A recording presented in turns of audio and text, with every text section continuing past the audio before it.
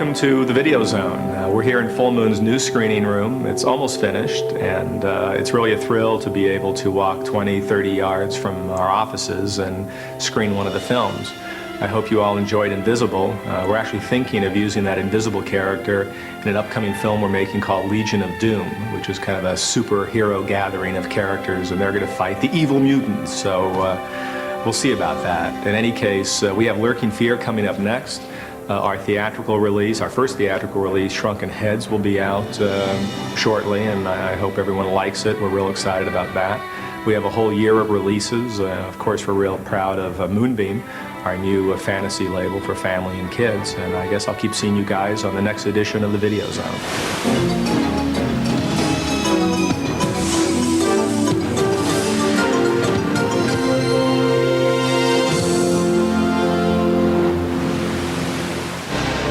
Full Moon Entertainment offers you breathtaking thrills and pulse-pounding effects in their latest action adventure, Invisible.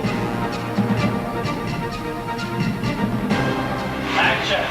Director Jack Ayersgard helmed the effects-filled feature. Great shot. My first impression was that it was going to be difficult to shoot. Very difficult. Just as happy as I was to add a lot of spectacular scenes in it, when I finally read the script, I realized, wow, we're in for something big here. Fire! A film this big has many elements that need to be coordinated. There was a lot of technical problems on this. I mean, every day we had the wheelchair, we had Mandroid, we had wires attached to doors that were supposed to open by themselves. There were also the technical elements required to make someone invisible. There are two ways that he is invisible. There's one scene where he tears off the bandage from his head and he's running around in the lab. He was, of course, there. He was wearing a blue hood that we later, at the optical department, could pencil out. Then we had a different type of invisibility when he is not there, of course, and we see somebody moving around, and we had to create that with sound effects. Cigarettes are bad for your health. Well, we had to create a lot of the Invisible Man opticals in post-production. I think we had a total of like 78 opticals in the whole movie. So after a while, I was just dreaming about these opticals every night. Let's go. Michael Della Femina has his own techniques for becoming invisible. Getting into character to play an invisible man is a very difficult and tedious task. So I took several months before, and I trained very hard. And I have a coach here on set, and it requires a lot of mental and physical preparation. You have to combine the two, and just at the right moment, or it just doesn't work. If you'd like, I can try to show you how I go through this transformation. And just watch closely, because it happens very quickly. There. That's better. I'll stay in character for a while.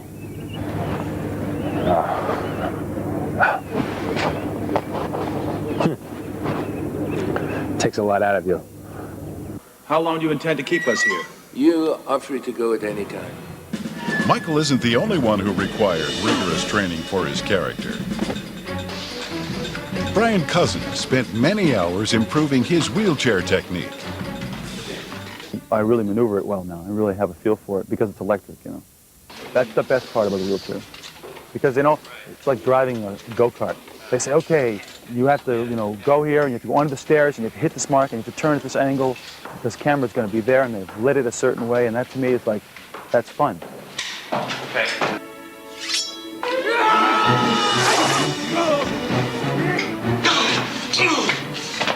Physical challenges aren't the only ones actors endure. Usually, the actor sits in makeup, and you look in the mirror and you see, oh, that looks nice, and that looks this way, and that looks that way. When I get up, it's ugly. It's always ugly. You know, this is how the mohawk haircut comes into. What's wrong? Well, at least Drago's looks are improving. How can you be alive? Being Drago's antagonist was just part of the fun Jennifer Nash derived from her role. One of the reasons that I took this part was because it's a strong female lead, and that's pretty rare in these kind of action flicks. So she gets to do all the fun stuff like sword fighting and car chases and guns, and you know, I really like that. And especially this genre of film where a lot of teenagers are going to be seeing it, I think it's important. It's a good target audience to reach with a strong woman, you know, and she can be sexy and wear a bathing suit too, but she gets to kick ass. David wasn't so thrilled with the adventure involved in his role.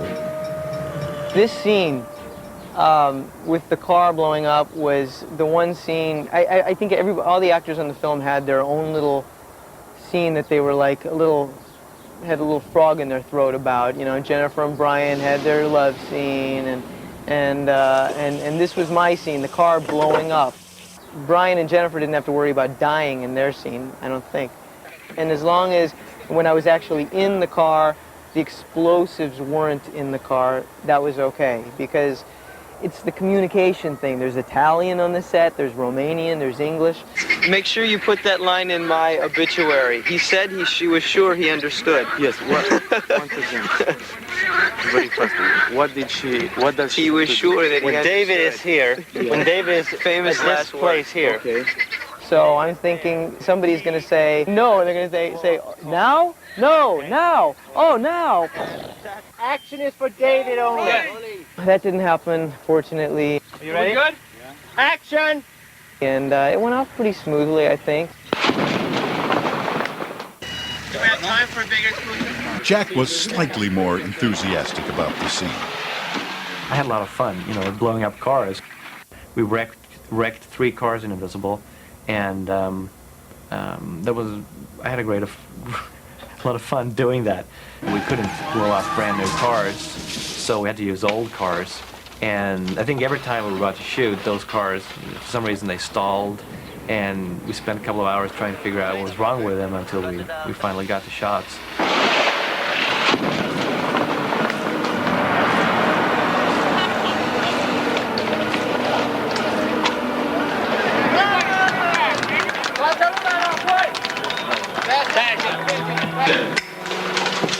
Sometimes simple things can be the most troublesome.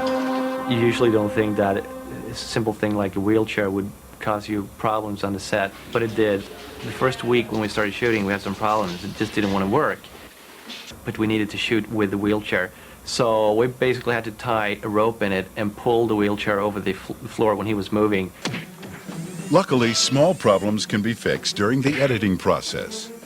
Sometimes when Wade is wheeling around in his wheelchair, we had to speed up just a part of it in a scene.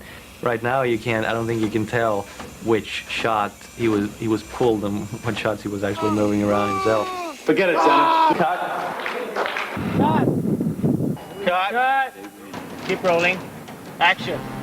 Directors may have their secrets, but it's no secret that Invisible is a special effects spectacular meant to be viewed again and again.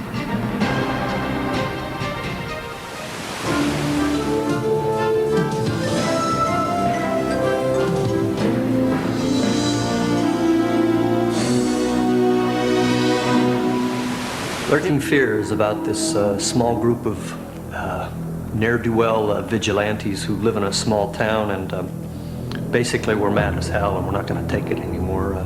Our little village is inhabited underneath by this subterranean creature or creatures that come out and have terrorized us for 2 decades, and you know, we're not professionals, but we're going to do our best to do away with this thing. We know that these creatures come up at the height of a thunderstorm. So we're going to ring a perimeter and blow these babies up. Well, the tone of this movie is very much like a siege movie. I mean, you know, everyone is way in over their heads, kind of thinking off the top of their, you know, frontal lobe. What are we going to do? And these subterranean creatures are coming ever closer, and then you complicate the situation by just when the height of the storm is at its peak, we are put into a hostage situation, and we can't do the very thing that we wanted to do because we are held at gunpoint. And so there's a lot of tension and a lot of frustration. Dr. Haggis, as you may or may not know, is one of what's becoming a longer list of roles that I've played from H.P. Lovecraft works. He differs quite a bit, however, from Herbert West. There's no question about that. Herbert's very sure of himself, very centered, and no one's going to get in his way. Dr. Haggis needs nicotine and alcohol to kind of give him a little bit of a backbone to kind of go through with even the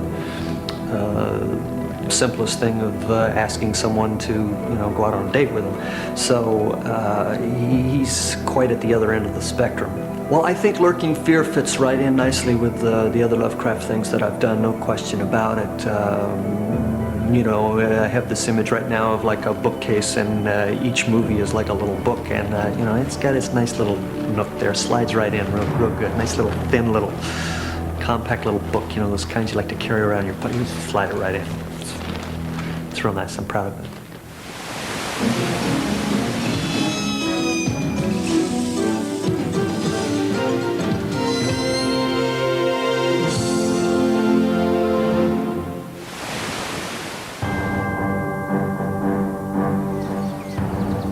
The producers of Reanimator and From Beyond take you to a town on the edge of madness, where people have become prey for an evil under the ground. These damn things have been living under our feet and tearing us apart for 20 years! A lurking fear that hides an unholy fortune. In that cemetery is buried a guy who is stuffed with money. This is your family legacy, kid. Now, Don't even breathe. Hey, I don't know what you people got going on here. As soon as we blow the cemetery, you can walk away. criminals have come to dig for treasure. Well, I'll make all of this very easy for you. I'm just here for the money. In a cemetery of the damned. And hell has risen to hunt them. It started.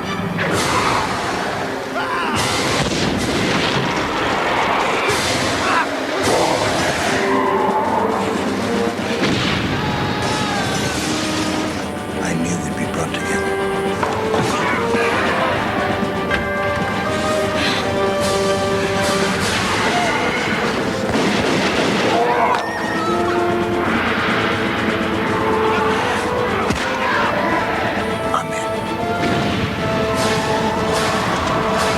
Frenzy's John Finch.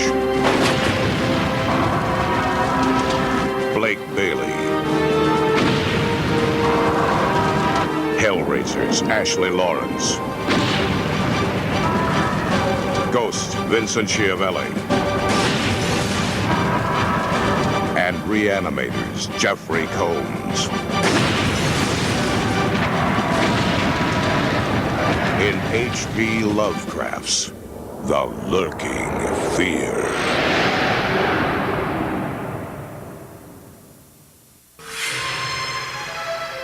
When Rick Myers tapped into the secret of artificial life, It's the formula. he became the master of Andre Toulon's puppets. The future is yours, Rick, as well as the magic. Guard and protect it and keep it from evil. Now, his newfound power will make him a pawn. And you say there are 7 of these puppets still at the hotel? Between a corporation.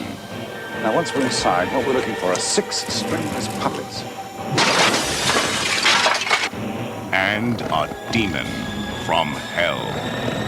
The others, are they still in the hotel? Just pick up anything that looks like a puppet. Something's not right. one will stop at nothing to capture the puppets. You think these things are dangerous? Oh, please, not ridiculous.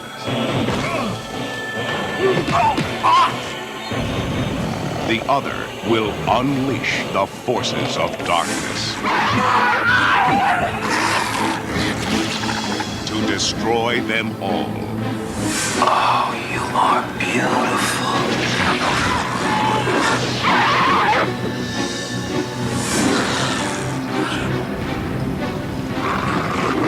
We have their magic.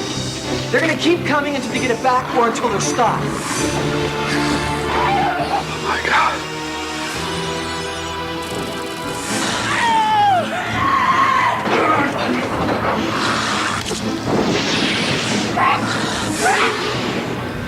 Puppet Master 5, coming soon from Full Moon Entertainment.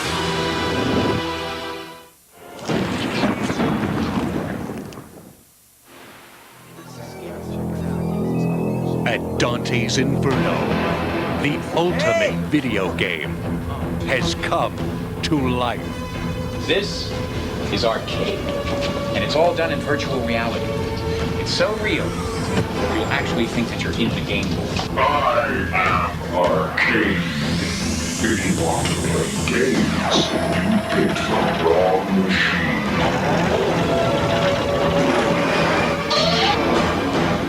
You gotta try this thing. And all you need to play are 2 quarters and your soul. I think the game is alive somehow. If you won't play the game by my rules, then I'll play in your world.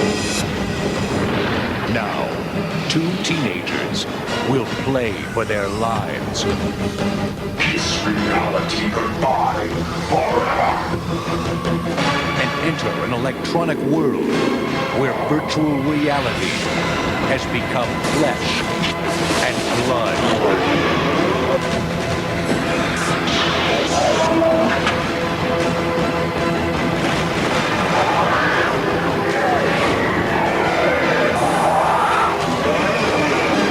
Congratulations, Alex. You've almost made it to the final level.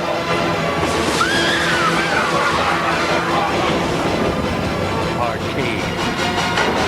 Kiss reality goodbye. Jack Death has made the future safe for humanity. Feeling tough. Lady, I am tough. He's back, hunting through history for a new breed of trancer. Jack? Jack, you all right? What's going on? Where is he? We've lost telemetry. He could be anywhere. Something tells me I'm not in Kansas. Swell. He's in a dimension of terror. A trancer. Whose meat are you? I'm nobody's meat. I'm Jack Death, and you're coming with me.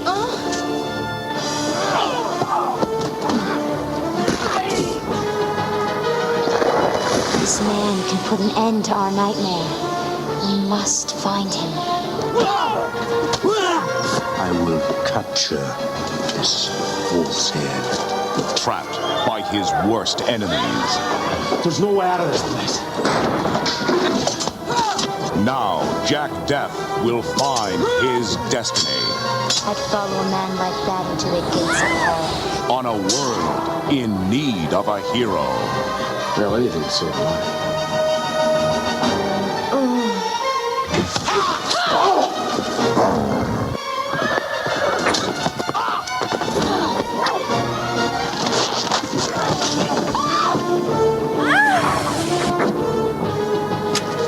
You're knocking at death's door, and I got the goddamn key. Trancers 4, Jack of Swords.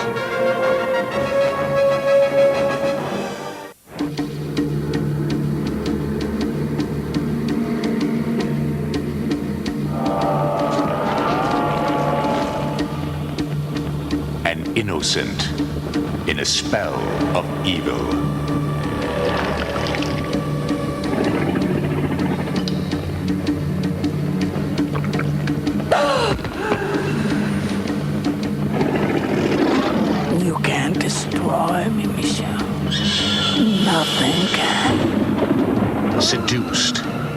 vampire.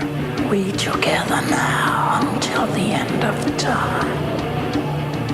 Who will stop at nothing. You must learn to survive. To possess You promised you would teach me everything. his prey. Reach out with your senses. Body. And soul.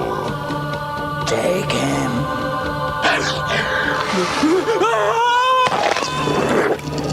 They're vampires, Mel. Vampires, Marin. Now, to save her sister. You're so cold. You're dead. A woman will enter a world beyond her worst nightmares.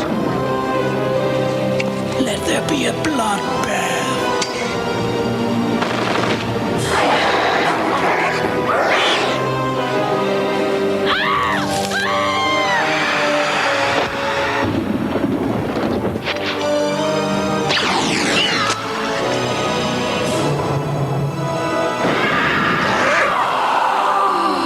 There is no love between the living and the dead.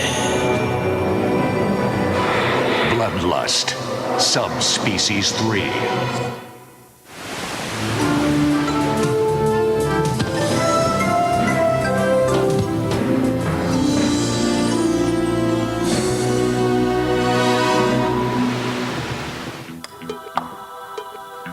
So I'm not an athlete, but I am Denise Duff, and you may remember me from Subspecies 2, Bloodstone. I play Michelle, the fledgling vampire. Rent it if you haven't seen it. So I'm here on the set of Pre-Hysteria 3, Ooga Booga. We have this thing, he and I. So anyway, I'm here to tell you about Full Moon's new fun stuff. They always have fun stuff, I love that. So I'm wearing a very cool t-shirt. Of course, I sort of personalized it. This t-shirt is Puppet Master 4. Great colors. They're also available in Prancers 4, the soon-to-be-released Bloodlust, Subspecies 3, and after every Full Moon film, you can get a t-shirt from it. That's so great. And also, you can get a t-shirt when you become a member of Full Moon's fan club. And that t-shirt's got a Full Moon logo on the back with that big blue moon that we've all come to know and love. $20, lifetime fee, that's it. One time, and we have your soul for life. Wow, it's kind of devastating, isn't it? So you can become a member, and what you'll get is a quarterly subscription to our newspaper called Moonflash. And in that, you'll get to hear all the latest workings of the upcoming films, and you'll know about everything before everyone else does, before I know. And we'll throw in a surprise every now and then. So subscribe, because we want to hear from you guys, all right? I got to work on my game. All right, Unga Bunga, what are you going to do about this?